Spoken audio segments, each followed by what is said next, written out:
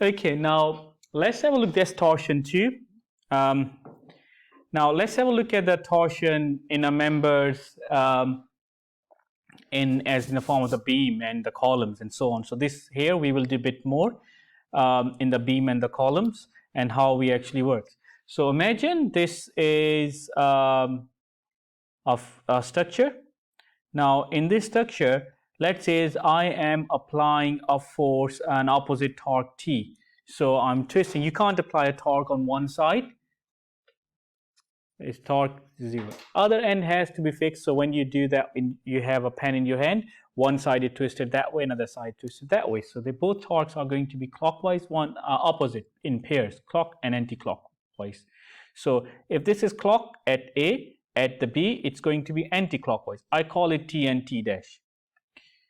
If I just chop it, I just cut the cross-sectional at point C.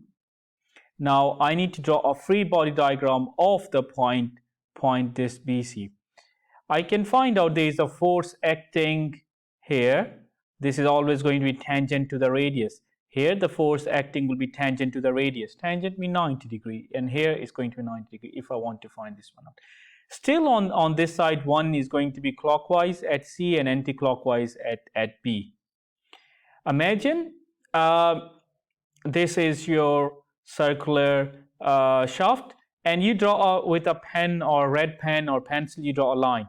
After the twisting, this line is going to be like that, and hence we can find the angle of the twist.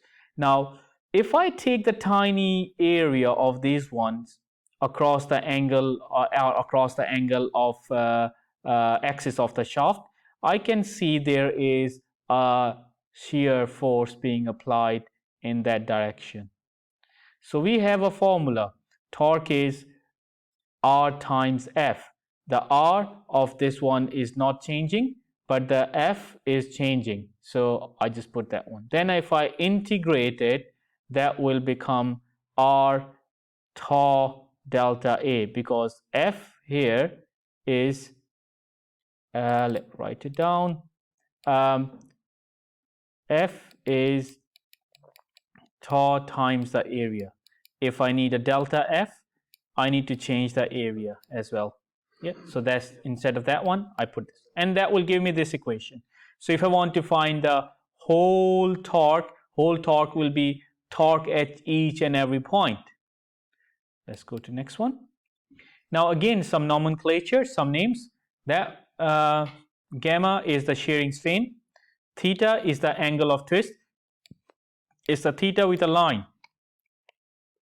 Sometimes you have that theta. So up to you which one you find easier to write.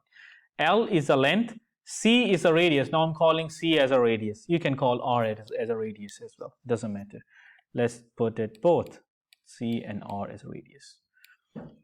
T is the shear stress, and the property like that is a torque. So we got this bit.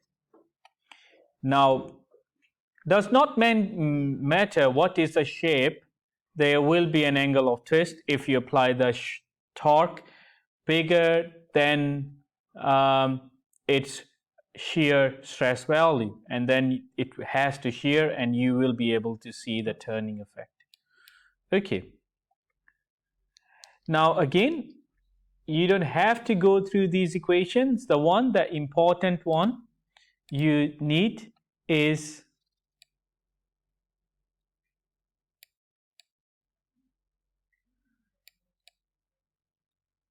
these three equations. For a solid shaft, you know that value. Instead of C, you can use R. This is the hollow shaft. We already know the value. And this one is the angle of twist. This is the angle of twist. This is, yeah, that's the value. Now, where G is the modulus, the value will be given to you for the modulus. If you have the torque, the length, the J depends on the shape, and G depends on the material, then you can actually find out the angle of the twist. If that is made up of brass, the angle of the G is going to be a large value, hence I will have less angle of twist. If this is made of like a plastic material, the G for the plastic material is going to be very less, hence I will have a higher value of angle of twist. I can twist a plastic easily as compared to a metal. Okay, now when you try to apply a force on any material, obviously it's going to turn. Now, the maximum shear is going to be on the opposite, on the outside corner, as compared to the inside corner. If I got a pen, I hold the pen from both sides, circular pen, I try to twist it, the top will twist. Maybe the one that's at the very center, it's not moving at all. There will be no angle of twist. The angle of twist, the more shear is going to be on the top, the less shear is going to be as we come closer to the radius, because that is a top shear stress is a function of the radius. And hence, going back to your other question, you see here it's hollow, it's empty, so we kind of tricking, so there is no stress in the middle. There is, but there is no room, nothing to stand for the shear, hence that can be more effective in terms of taking the shear stress per unit weight. If we got 3 different structures or 4 different structures, let's imagine this is the rod here. If I just make this a little bit big, and if I make that one a little bit big, yeah. Let's say if we got a shaft. Now this shaft, we have like multiple length, so from A to B and then from B to D, but here it's kind of hollow inside.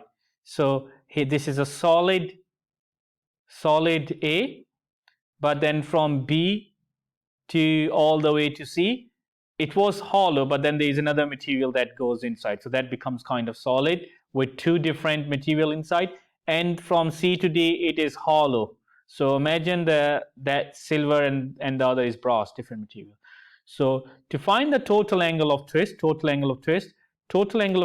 the angle of twist at AB, which is that one, angle of twist from B to C, how much it twists, and angle of twist from C to D, and the angle of twist at here, if that thing has twisted or not. This thing we assume is properly fixed and rigid, which means the angle of twist for that point is going to be 0. So I just put the 0 here. Now, you know the angle of twist has a formula. The angle of twist has a formula equals to TL over JG.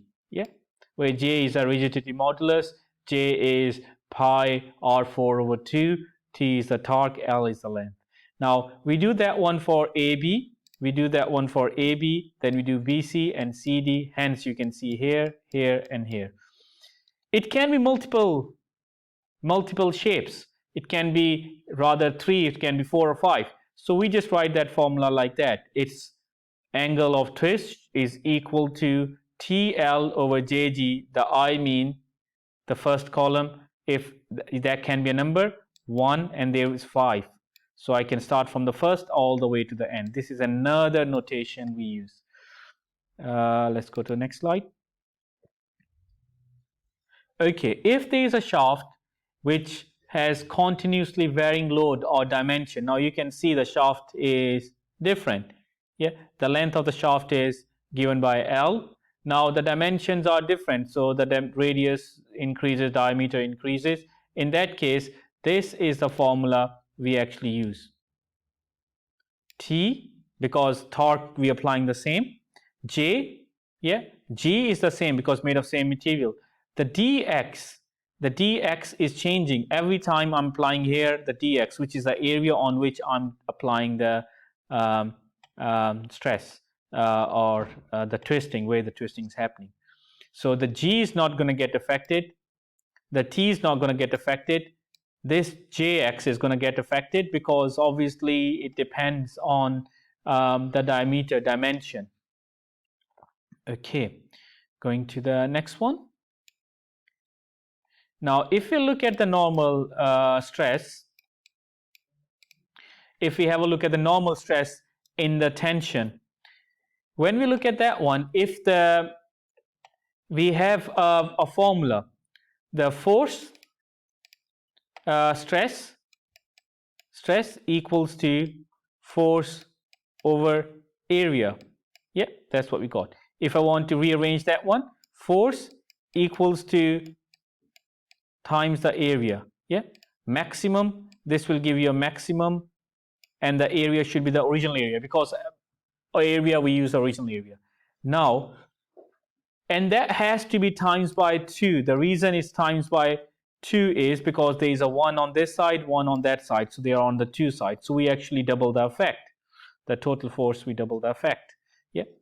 Okay. Remember, if you apply the shear happens at 45 degree. The maximum shear happen at 45 degree. How do I know? Here, this is a ductile. If a brittle, if you got a chalk, if you break it, and if you measure this angle is going to be 45 degree. Yeah. So this is the brittle failure. You can see that one. In ductile, if something is very smooth like a plastic and you apply massive force, that's how it's going to break in torsion. Yeah. But in brittle, you can see it's 45 degree. Okay. Now let's have a look at this example. Okay, let's have a look at this one. Let's say we got aluminium rod AB. AB is the aluminium, so this part is the aluminium rod, and the modulus is given by 27 gigapascal. Is bonded to a brass rod BD. So B to D is a brass rod, and the modulus is 39 gigapascal. Knowing the portion CD, which is here, is hollow and has an inner diameter of 40. The inner diameter is 40. The outer diameter is 60. Find the angle of the twist at A. To find the angle of twist at A, we know we need to find the torque at each and every point. So what we need to do is first we need to find the torque at each and every point. Okay.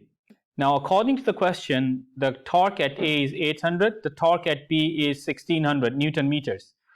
Now, once we got the torque, we need to find out all the torque on the AB. So I'm just going to slash it at the point B, and I'm just going to look at that structure.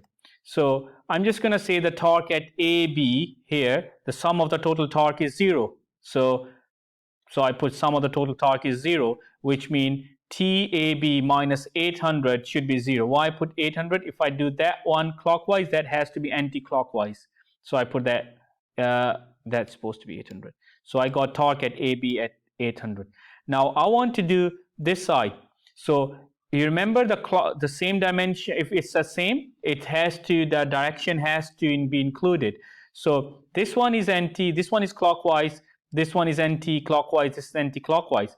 So which means the clockwise is positive. So TBC at the corner, I put that one, minus 1600 minus 800. That will give me a torque at BC as 2400. Now, if I want to find the torque as at the CD, which is that structure at the CD, torque at the CD is going to be minus 800 minus 1600, which is going to be again 24 Newton meters. So which means the structure is not going anywhere. It is statistically determined, stuck structure. Now, once I got the value of the torque, I need to find out the angle of the twist. To find the angle of the twist, I have the formula. Now, angle of the twist at A, the total angle, should be equal to the angle of twist for the AB and the angle of twist for the BC, and so on. So now I will put the values for angle of twist is TL over JG. Now, the G for this material is 27000 megapascal.